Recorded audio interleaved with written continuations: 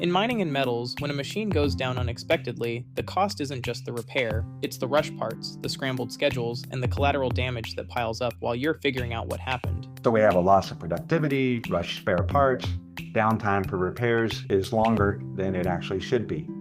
Predictive maintenance is smarter maintenance. Mining environments are brutal. Dust, heat, extreme loads, non-stop production pressure. Mining needs smarter maintenance. And the challenge is bigger than just buying sensors.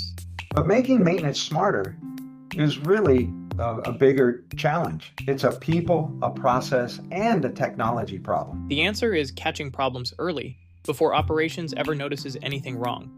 Early detection of faults in the equipment reduces the likelihood of failure by providing time to plan and schedule mitigating action to address the fault and prevent failure.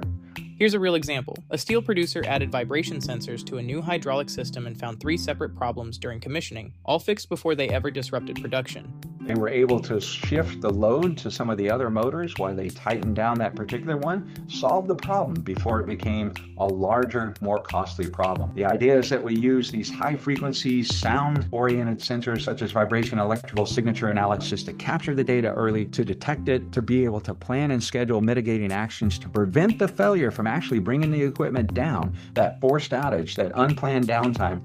And the business case writes itself. If you start to move into this smarter maintenance, you'll always improve revenue, lower your costs, and improve your operating margin. And what does success actually look like? Ultimately, success is when the reliability stops being reactive and starts feeling more predictable.